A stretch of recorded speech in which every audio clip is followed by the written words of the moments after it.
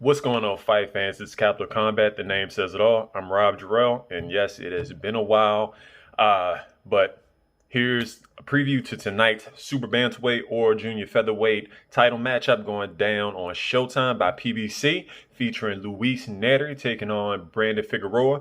Both two undefeated champions, both still hungry, looking to take that number one spot in that Junior Featherweight division. So here we go. I'll start off with Luis Nery. He is if I'm not mistaken, the WBC champion. Yes. He's currently the WBC Junior Featherweight champion, and Figueroa is the WBA regular champion, which, let's be honest, that means almost nothing at this point. But that's neither here nor there. Luis Nery is probably one of the top three fighters in that particular division. The only problem with Nery is he's had a couple of questionable career choices or happenings in his career. I think he's been popped for PEDs more than once.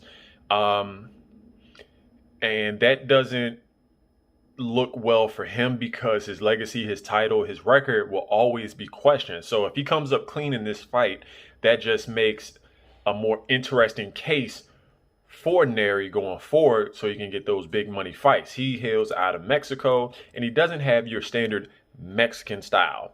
Now, while he is a good battler, he likes to position himself at about a mid-range. He can jump in with a really good straight jab, but that's not really his style. He's very patient.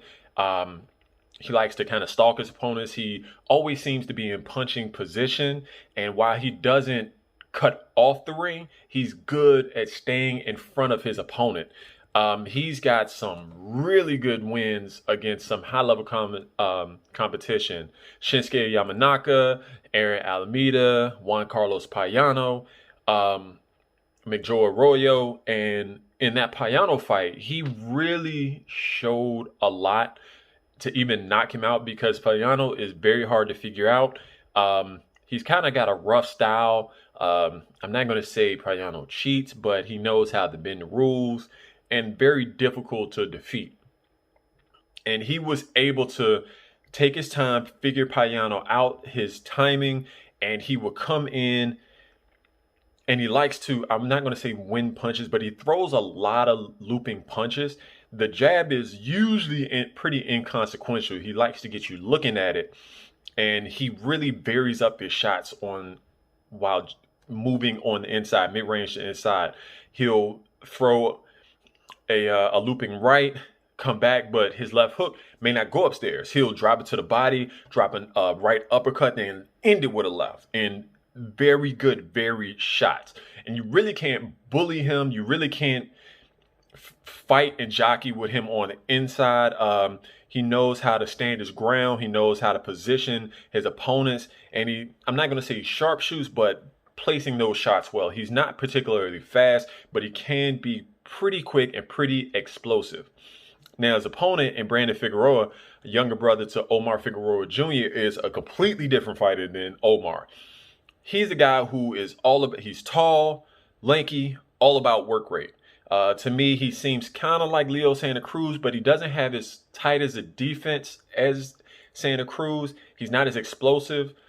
And his shots are kind of odd. I mean, he has a decent KO rate. I think he's 21-0 with like 16 knockouts, which is really good. But he likes to throw those stunning shots. He doesn't have a whole lot of snap on him. What he wants to do is he wants to get in on the inside and really starts digging to the body and moving from side to side. He does a great job of keeping his head off the center line. He likes to dip, throw it over the top, or dip to the left, straight left hook.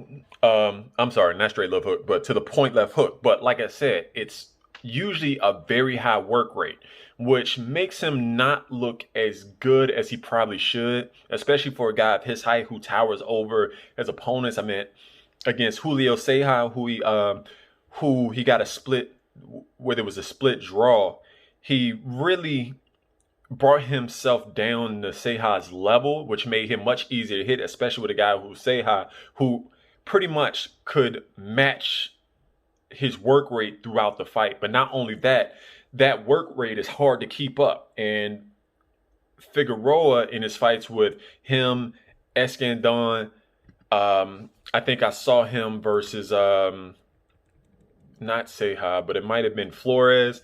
It's really difficult for him to stand at inside and keep up that rate. I mean, he's gotten better, but again, he doesn't snap those shots. He's not explosive. He places them well. He defensively tries to roll, and he switches to southpaw quite a lot. And what I've noticed is that he favors not the lead hand, but his power hand, depending on whatever side he is. So he'll switch to southpaw for maybe 30 seconds, then he'll go back to orthodox and he'll finish a round.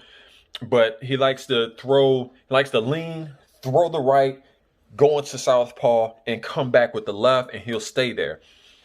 I think that's not going to bode well for him because, to me, he really doesn't have that thudding power to keep Nery off him, and he's not really as accurate with his punches to really stop Nery. Nery has pretty good defense. I'm not going to say he has the best defense, but he has pretty good defense, and he can reel off shots better than Figueroa can. Figueroa has a very slight body, and in order to be effective, he has to bring himself, again, to his level. I think he's got about a 3-inch height advantage and a 3 to 4 inch reach advantage on Nery, and if he thinks he's going to muscle Nery, that's not going to happen. You saw that happen in the Seja fight. When you can't muscle him and you can't just simply outwork your opponent, he's at a loss. He'll always be competitive, and he stays competitive, and he lands more shots, and it always looks like he's overwhelming his opponent. But a guy like Nery, that is a huge step up. I mean, his biggest win to date was probably Escandon and maybe Damian Vasquez, but it's kind of hard to say.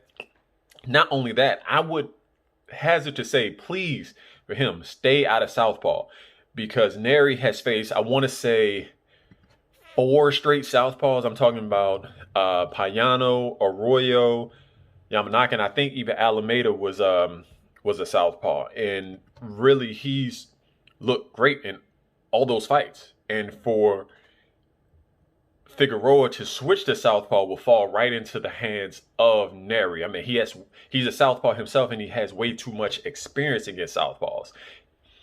And he's too good of a body puncher. So if Nery starts dropping shots, his right hook to the left side of Figueroa, and he says, well, I got to protect that, and I got to go to the other side.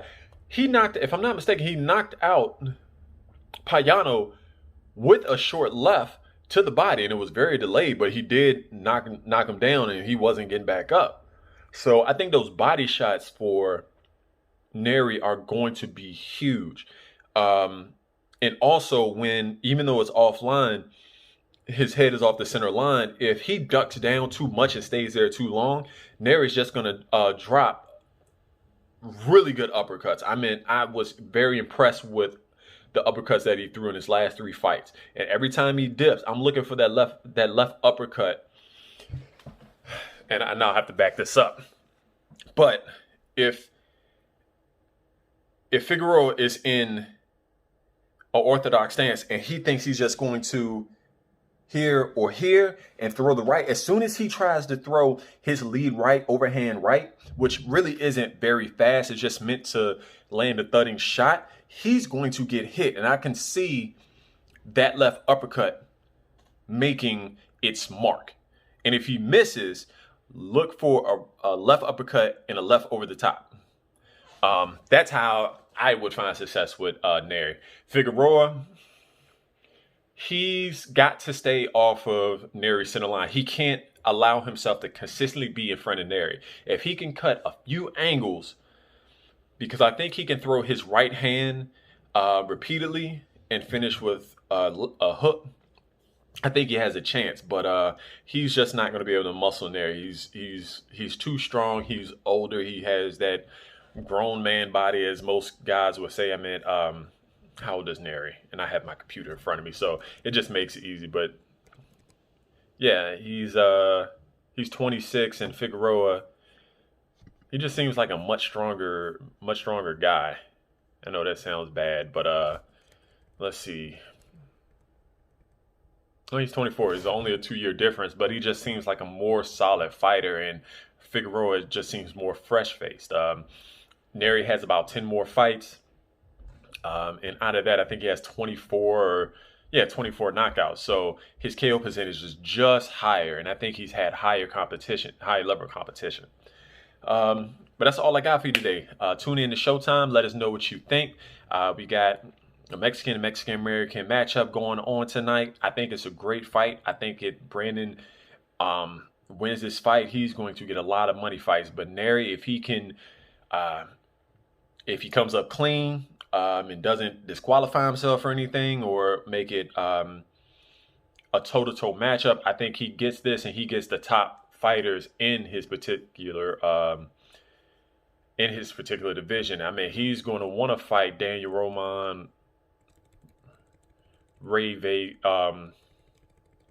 what's his name? Ray Vargas, Gonzalez, and shoot, he might even be able to move up and fight Leo Santa Cruz, Gary Russell, whoever. I'm just looking for some great fights, and I think this is going to be a good one. It should be all action on Showtime. That's all I got for you today. Let us know what you think. Put your comments down below. Feel free to hit us up on Facebook, Instagram, Gmail, Capital Combat, of course, at gmail.com, and Capital Combat on all the social media. Be respectful to us. Be respectful to yourselves. And until next time, fight on.